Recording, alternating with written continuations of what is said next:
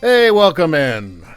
Well, if you're like me and you're actually really interested to see just how much money the entertainment industry can lose, well, I think we're going to find out. We're going to find out sooner or later. And apparently, like movie studios want to know this themselves. They want to find out just how much money they can lose, or at the very least, leave on the table. Anyway, here's the headline. This is from Cosmic Book News. Deadpool writers gone because of diversity. Ryan Reynolds sells out. So you had a very successful franchise here, and they had writers that were largely responsible for that. I mean, there's a ton of superhero movies now all the time, right? I think it was the writing for that movie that really set it apart. That was kind of very refreshing about it. Doesn't necessarily seem like a shrewd business plan because, these things are made to make money, right? That's the purpose of them, is to make money. Somebody seems to have forgotten that, but in any case, they're supposed to make money. And normally you might stick with the people who got you the money in the first place. Apparently not. And before we start into this, I mean, I'm pretty much sick of these kind of movies, these Marvel movies and stuff. I mean, they're pretty cool. They're really spectacular when they first started coming out, but I think there's too many of them. And they've really been kind of exposed as not having a lot of depth to them. I know this comes as a shocking surprise, right? Although some of them have been really good. Some have been really, really good. But, again, it's kind of become a little bit more pedestrian now. So I was not that interested in Deadpool 3 anyway, to be honest with you. But anyway, let's get into this story. As I suspected, the writers of the first Deadpool movies have been thrown to the curb by Kevin Feige due to diversity, as Ryan Reynolds sells out as well.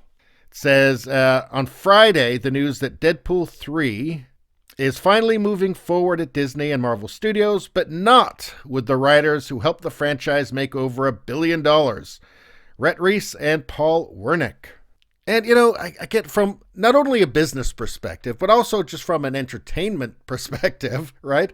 This seems to be a bad idea. I mean, why would you do it? It's kind of incomprehensible, really. I mean, the movie was successful. It made a lot of money because of their writing. The audience liked the movies because of their writing. That seems like, aside from Ryan Reynolds himself, that seems like the last thing you'd want to remove from the equation. But we're talking about Hollywood here. We're talking about the entertainment industry. An industry which seems determined to destroy itself. I mean, ultimately, what you would probably just see is the people making decisions now just being replaced with people who make better decisions. And that's how the market's supposed to work, but I don't know, are there going to be huge bailouts for these people to save them from their own stupidity and virtue signaling? I don't know. Anyway, instead, Feige, who I guess is in charge, is going with a pair of nobodies. Wendy Molyneux and Lizzie Molyneux-Loughlin, I don't know how you pronounce that, who are basically only known for Bob's Burgers, a previous Fox property. So, I don't want to offend anybody out there who likes Bob's Burgers. Doubtless there are some people who like Bob's Burgers. I've tried to watch it, and, I have to speak honestly here. For the life of me, I can't see what anybody likes. It's certainly not funny. I don't know what it is. It doesn't make any sense to me. And again, I mean, to each his own. If you like it, great, good for you. I just don't get it. It just seemed, what's the word? Terrible. Terrible. So maybe I need to give it another go. I don't know, but I wasn't impressed with it. I'll just say that. But, a Deadpool movie is supposed to have funny parts in it, so this does not make me confident that will happen.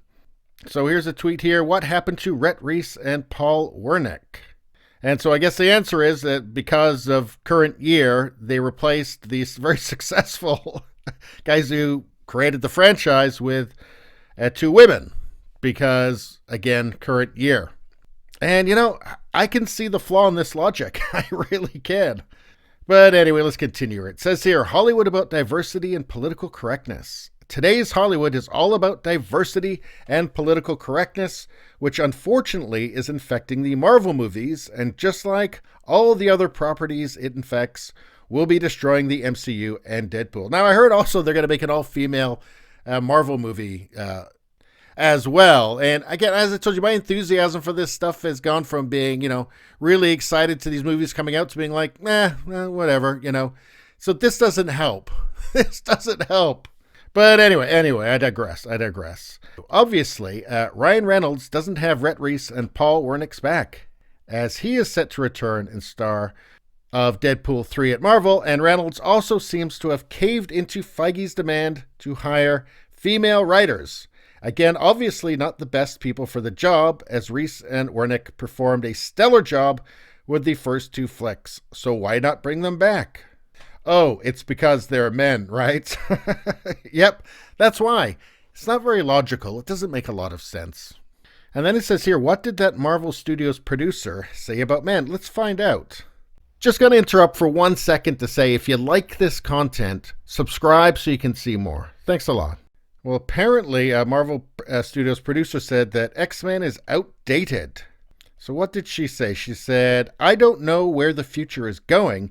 It's funny that people call it the X-Men.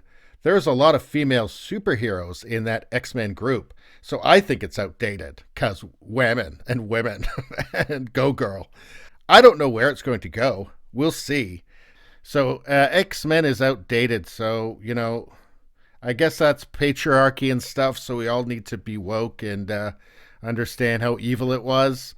Or not, or just ignore any new content that comes out with these people's fingerprints on it, which I think a lot of people are going to opt for that, to just ignore new movies coming out because they know what the messaging is going to be.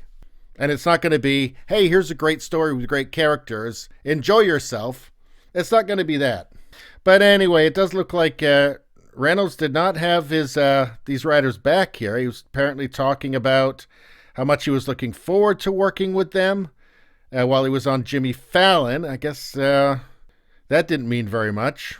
But, none of this should really come as a surprise because Ryan Reynolds is woke. And he's been woke for a while. He apologized because he got married at what used to be an old plantation that was associated with some, serious historical wrongs, right? There are a couple of, definitely a few woke things in Deadpool 2 for sure. So, this doesn't really surprise me all that much. I mean, it's just the path of least resistance for these guys. I mean, they are just everything that's around them, the whole business, everything around them is just steeped in wokeness. They really don't seem to have much choice. I mean, there's a few outliers, who seem to be able to still get by without fully embracing the wokeness, like, Star-Lord, the guy from Guardians of the Galaxy. I forget his name. So there are a few, but not many. And the people who don't fully embrace, because it's not enough to just stay silent or just kind of keep to yourself, right? Silence is violence. Don't forget that. Silence is violence. You have to be enthusiastically pro-woke. And if you're not, they are going to still criticize you. I mean, again, some people can still get by with that. It doesn't affect them too much if they're big enough, but people with, large and often fragile egos as well, don't like criticism. So they'll do anything to avoid it. But, just to finish this off, I am not enthused at all to see Deadpool 3. I wasn't that enthusiastic to start with. I really liked the first movie. I thought that was great. Second one was pretty good.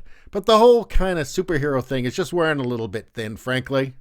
And now with this, I mean, this doesn't seem like a very smart move. It seems like a recipe for disaster. So I don't know, Ryan Reynolds, these people, they can do whatever the hell they want. I don't really give a damn. Just don't expect my money.